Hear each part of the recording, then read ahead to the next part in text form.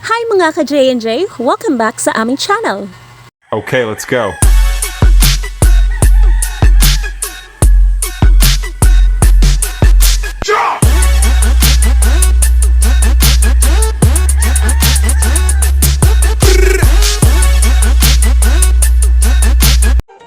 Hi mga ka-J&J! Welcome back po ulit sa aming channel. So, ayan po, pasensya na po ulit mga ka-J&J kasi halos almost 2 weeks na rin akong hindi nakakapag-update. Kung naka-follow po kayo sa Facebook page namin, definitely you know the reason why. Kaya ngayon ay mas magiging maingat na ako sa bawat content or bawat video na i-upload ko dito. At hopefully ay wala na maging problema. Ngayon po ay samahan niyo po muna ako sa baba. Ayan, backyard update po muna tayo. So, eto po, dito po sa backyard namin ay medyo kaunti na lang po ang natitirang mga manok namin. Medyo mixed emotions na naman po tayo ngayon. Malungkot kasi 5 po sa mga alaga naming manok ang napunta na po sa bagong owner nila.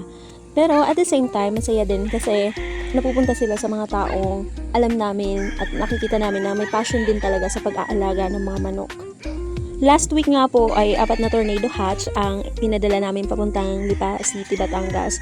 At thankfully po, safe po silang lahat na nakarating doon. Hindi nagkaroon ng problema yung biyahe nila papunta sa Lipa City. At ngayon naman po, sa bahagi ng video na ito ay tunghayan natin ang personal na pagbisita ng aming buyer ng isa sa mga manok namin. So, galing sila sa Salvacion Daraga Albay, which is napakalapit lang naman dito sa amin, kaya naging mabilis lang ang biyahe nila. Nakakatuwa lang kasi una pala nila kaming nakita dito rin sa YouTube. So, after po noon, ayun, hinanap nga daw po nila yung Facebook account namin na which is pinost ko din or in-upload ko dito sa YouTube. So, unang beses po sila nag-chat sa amin sa messenger namin noong February 13. Then, after po noon ay tuloy-tuloy na yung pag-uusap nila ng asawa ko sa messenger. At hanggang sa ngayon po ay nangyari na nga po yung actual visit nila dito sa aming backyard. Bale sila yung pangalawa naming buyer na nakarating na dito sa backyard namin. Ang bilis po ng usapan kasi February 13 ay unang beses na nag-chat sila sa amin. Then ngayon February 17 pa lang ay nandito na kaagad sila. Nakarating na kaagad sila dito sa aming backyard. At kung gaano po kabilis na nangyari yung usapan nila ng asawa ko, ay ganun din po kabilis yung pagpili nila ng Pure SBR. So, yes po, you heard it right po. Ang nabili po nila ay yung Pure SBR. So, sila po ang first buyer namin ng Pure SBR na na-breed namin. So, shout out po sa inyo, Sir Lad Lumaban, at sa pamangkin niyo po na si Kendall Lawrence. Maraming salamat po sa inyo sa pagpunta or pagbisita dito sa aming backyard farm at syempre sa pagbili niyo po ng Pure SBR. Talagang na-appreciate po namin ang tiwala ninyo at ang pagkakataong makilala kayo ng personal. At syempre thankful din po kami na pumayag po kayo na maisama sa vlog namin. Dapat, sabi ko hindi papunta kami dyan. Sabi ko, may nakahatid lang ako. Hindi talaga nag-option. Wala talagang ubus mo ubus pagbaba ng manok. Minsan nga ito, wala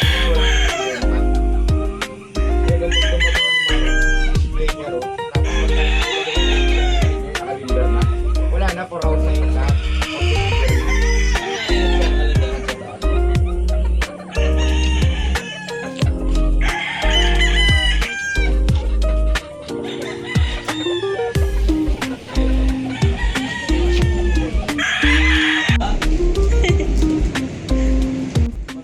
So, yung Pure SBR po na napili nila ay nilagyan po namin ng wing band, which is may nakalagay na 07, which means ito yung pampitong manok na inilabas namin mula sa J&J Sisters backyard.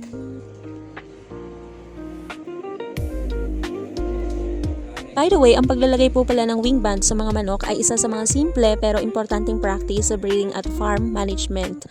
Nakakatulong ito para matrack ang age, lineage at identity ng bawat alaga, lalo na kapag marami kang manok sa farm. Sa ganitong paraan, mas manali ding i-monitor ang health, breeding records at performance ng bawat isa, kaya malaking tulong ito sa responsible at organized na breeding.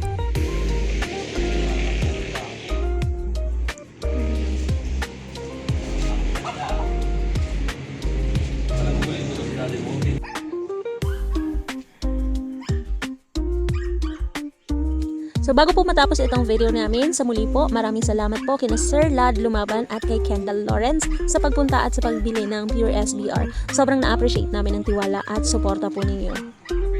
Sa mga bago pa lang po dito sa channel namin, huwag niyo pong kalimutan mag-subscribe at mag-follow para sa more backyard updates at tips sa pag-aalaga ng mga manok. So hanggang sa muli po, paalam!